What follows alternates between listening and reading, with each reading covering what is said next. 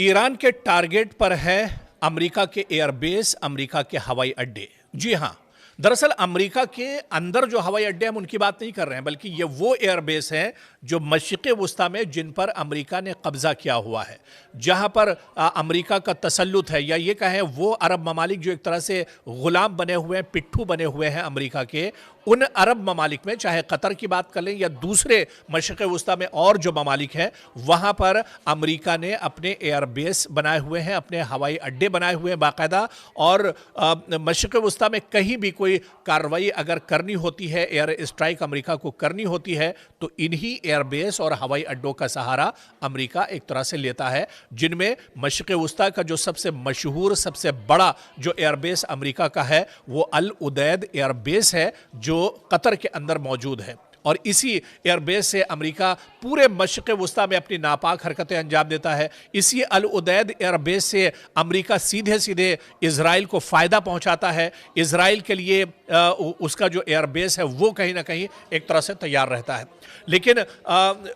Iran ने साफ साफ तौर पर यह कहा कि अगर ईरान को लेकर कोई कार्रवाई की जाती है अमेरिका की तरफ से, तो ईरान के निशाने पर अमेरिका के जितने भी मशरिक़ वुस्ता में एयरबेस हैं वो सब ईरान के निशाने पर हैं। उसकी बैलिस्टिक मिसाइल जो है वो एक तरह से टारगेट किए हुए हैं, और अगर कोई हरकत अमेरिका की तरफ से होती है तो सबसे पहले जो एयरबेस मशरिक़ वुस्ता में अमेरिका के हैं उन्हें तबाह व बर्बाद कर दिया जाएगा, उन्हें नेस्त व नाबूद कर दिया जाएगा, क्योंकि वहां तक ये जो एयरबेस मशरिक़ वुस्ता में अमेरिका के बने हुए हैं ये सब के सब ईरान की रेंज में आते हैं, ईरान के बैलिस्टिक मिसाइल के रेंज में आते हैं, ईरान की शाहीन मिसाइल के रेंज में आते हैं, ईरान के अल-क़द्र जो मिसाइल है उसकी रेंज में आते हैं। तो ऐसे में एक डर और खौफ अमेरिका के अंदर था, और इसी वजह से एक खबर यह भी निकल कर आई थी जब कशीदगी बहुत ज़्यादा चल रही थी ईरान और अमेरिका के बीच में, कि अगर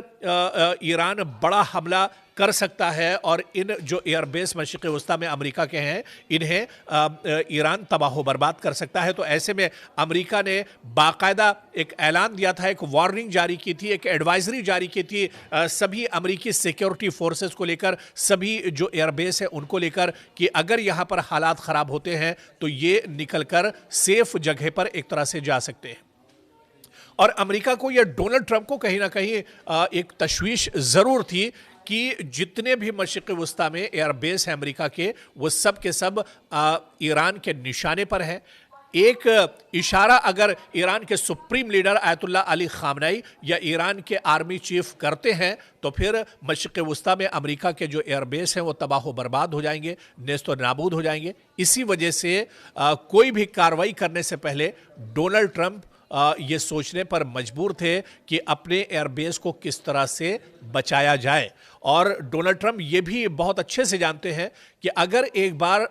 मशरिक़ वुस्ता से या फिर कतर के अंदर या दूसरे जो अरब ममालिक हैं वहाँ पर उनकी जो मजबूत पकड़ है वो इन हवाई अड्डों की वजह से है, इन एयरबेस की वजह से है। और ये एयरबेस अगर एक बार यहाँ से ख़त्म हो जाते हैं तो फिर अमेरिका के लिए बहुत मुश्किल हो जाएगा मशरिक़ वुस्ता में कदम जमाना, बहुत मुश्किल हो जाएगी इजराइल को मदद पहुंचाना, बहुत मुश्किल हो जाएगा इजराइल और बिन्यामिन नेतन्याहू के हाथों को मजबूत करना। इसी वजह से अमेरिका ने कोई गलती नहीं की, और अमेरिका लगातार गीदड़ भपकी ज़रूर देता रहा, लगातार उसकी तरफ से बयानबाजी ज़रूर होती रही, लेकिन कोई इस तरह का कदम अमेरिका नहीं उठा पाया। अब ईरान के अंदर आप देखिए हालात बहुत तेज़ी से पटरी पर लौट रहे हैं, जो एहतजाज और प्रोटेस्ट हो रहे थे उनमें भी अब एक तरह से कमी आ रही है। और इसके अलावा सिर्फ ईरान नहीं, दुनिया के जितने भी ममालिक हैं वहाँ पर ईरान के सुप्रीम लीडर आयतुल्लाह अली ख़ामनेई के हक़ में एहतजाज हो रहे हैं। हिंदुस्तान की आप बात कीजिए, जम्मू कश्मीर से लेकर करगिल तक और दूसरे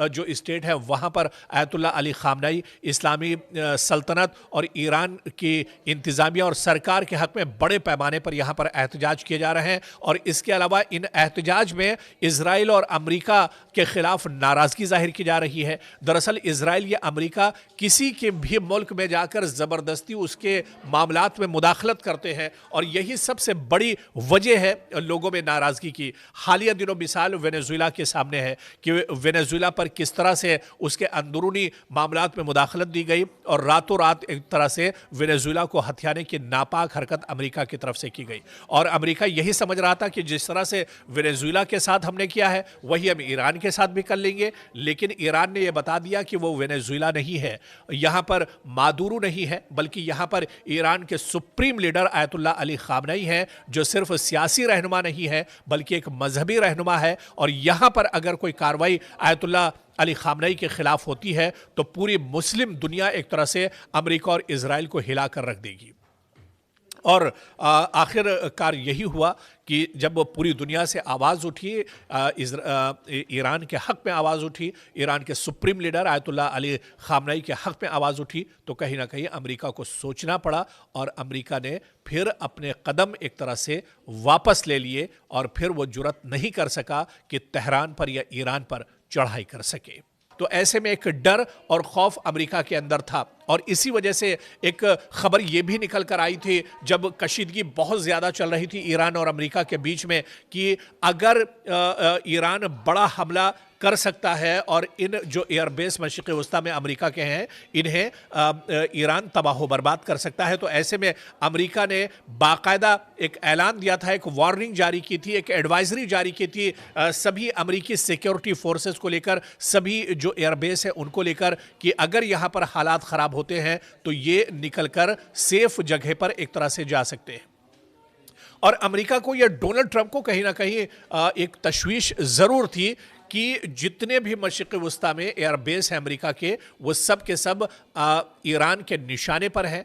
एक इशारा अगर ईरान के supreme leader Ayatollah Ali Khamenei या ईरान के आर्मी चीफ करते हैं तो फिर मशरिक़ वस्ता में अमेरिका के जो एयरबेस हैं वो तबाह बर्बाद हो जाएंगे, नेस्त और नाबूद हो जाएंगे। इसी वजह से कोई भी कार्रवाई करने से पहले डोनाल्ड ट्रंप ये सोचने पर मजबूर थे कि अपने एयरबेस को किस तरह से बचाया जाए। और डोनाल्ड ट्रंप ये भी बहुत अच्छे से जानते हैं कि अगर एक बार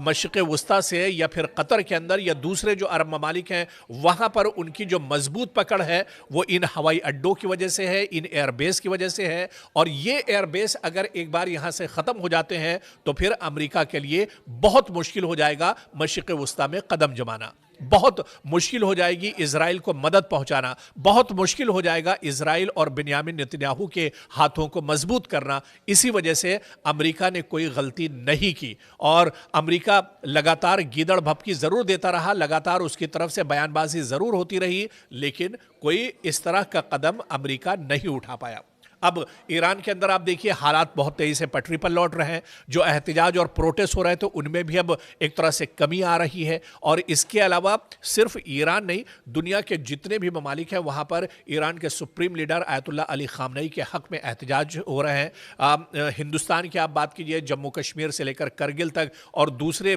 जो स्टेट हैं वहाँ पर आयतुल्लाह अली खामनेई, इस्लामी सल्तनत और ईरान की इंतज़ामिया और सरकार के हक़ में बड़े पैमाने पर यहाँ पर एहतजाज किए जा रहे हैं। और इसके अलावा इन एहतजाज में इजराइल और अमेरिका के खिलाफ नाराजगी जाहिर की जा रही है। दरअसल इजराइल या अमेरिका किसी के भी मुल्क में जाकर ज़बरदस्ती उसके मामलात में मुदाखलत करते हैं और यही सबसे बड़ी वजह है लोगों में नाराज़गी की। हालिया दिनों मिसाल वेनेजुएला के सामने है कि वेनेजुएला पर किस तरह से उसके अंदरूनी मामलात में मुदाखलत दी गई और रातों रात एक तरह से वेनेजुएला को हथियाने की नापाक हरकत अमेरिका की तरफ से की गई। और अमेरिका यही समझ रहा था कि जिस तरह से वेनेजुएला के साथ हमने किया है वही हम ईरान के साथ भी कर लेंगे, लेकिन ईरान ने यह बता दिया कि वो वेनेजुएला नहीं है, यहाँ पर मादुरो नहीं है, बल्कि यहाँ पर ईरान के supreme leader Ayatollah Ali Khamenei हैं, जो सिर्फ सियासी रहनुमा नहीं है बल्कि एक मजहबी रहनुमा है। और यहाँ पर अगर कोई कार्रवाई आयतुल्लाह अली खामनेई के खिलाफ होती है तो पूरी मुस्लिम दुनिया एक तरह से अमेरिका और इजराइल को हिलाकर रख देगी।